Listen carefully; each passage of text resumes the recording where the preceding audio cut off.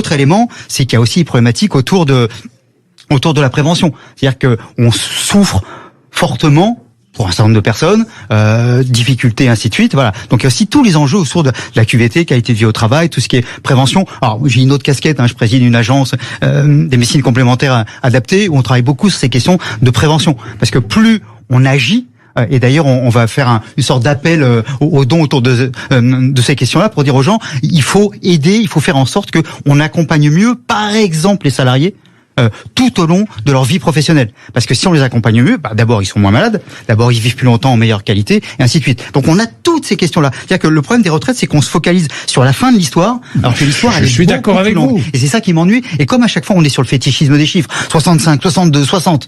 Mais d'abord, les personnes ne sont pas toutes les mêmes dans la même situation. Oui. Voilà. L'espérance de vie, il y a entre les 5% les plus riches et les 5% les plus pauvres, pour les hommes, il y a 13 ans d'écart. Donc évidemment, les représentations ne sont pas les mêmes. Donc selon vous et moi, par exemple, on a plutôt des vies assez privilégiées. Bien sûr. Donc, du coup, vous travaillez plus longtemps. D'ailleurs, moi j'ai dépassé 65 ans. Ça ne se voit pas. Non, mais n'empêche que on n'est pas le problème. Donc, mais selon les personnes, on est aussi face à tout cela, quoi. Donc je crois que vraiment, il faut essayer d'intégrer ça. Et l'autre élément, c'est que aussi, on a toujours l'impression, oui, la retraite, c'est un don social, ainsi de suite. Attention, je rappelle qu'on les cotise d'abord. Donc le gros de la facture, c'est pas l'État qui est gentil avec les gens. C'est nous qui avons cotisé toute notre vie en amont. Donc c'est aussi, donc il y a quelque chose aussi de très important. Donc quand on compte toutes les dépenses sociales, celles-ci, il faut pas les compter d'une certaine manière. C'est juste des dépenses sociales décalées. Donc il y a tout ça à refaire un petit peu de pédagogie autour de tout ça. Et derrière tout ça, c'est quand même, c'est quoi la qualité du travail, c'est quoi le sens du travail, et pourquoi je m'y retrouve ou je m'y retrouve pas. C'est ça qu'il y a derrière. Je trouve que on se focalise sur cette question des retraites plutôt que se focaliser sur la question de pourquoi je travaille, comment je travaille. Une réforme, oui, c'est ce que vous dites, mais il faut absolument qu'elle soit accompagnée par ces réflexions autour effectivement du sens du travail, autour des carrières longues, autour des carrières hachées, et autour du travail des seniors. Autour du travail des seniors, autour du travail des femmes aussi. Des femmes, oui. Mais lorsque je parle de carrière hachée, je pense souvent aux femmes. C'est d'abord les femmes. Parce que ce sont d'abord les femmes qui souffrent de cela avant les hommes. Mais si on prend tout ça, du coup, on se dit, mais est-ce qu'on n'a pas d'autre chose à faire? Est-ce que, encore une fois, je reviens sur ces enjeux de prévention. Est-ce qu'en travaillant en amont sur ces questions-là, tout au long de la vie, alors c'est l'activité physique adaptée, c'est une meilleure qualité de nutrition, c'est la réflexion autour de tout ça, c'est tout ce qui est médecine complémentaire. Il y a plein d'éléments autour de ça. Est-ce que c'est aussi travailler sur le sens? Pourquoi il y a autant de gens qui trouvent aucun sens à leur activité professionnelle? Pourquoi il y a autant de gens qui ont l'impression de ne pas être utiles? Je rappelle d'ailleurs qu'on peut être utile et qui donc, quand on ne travaille pas. Quand elles n'ont pas de sens à leur activité professionnelle, n'ont qu'un espoir, c'est arriver à la retraite, quoi. C'est ça. Il y a quelque chose vite. Et vite. Le vivement à la retraite. Vivement la retraite. Et là aussi, je vais être un peu déceptif. Le vivement à la retraite. Oui, le vivement. Sauf qu'il y a plein de gens qui sont à la retraite, ils sont pas si joyeux que ça. Ben non. D'abord parce que le passage. Et non, nous en connaissons retraite, tous. Et pas. Alors, quel que soit l'âge, 60, 62, 65 ou autre. Oui, c'est pas une question d'âge. Tous les gérontologues vous diront, il y a un problème, c'est quand on passe à la retraite, pour plein de gens, c'est un moment hyper difficile.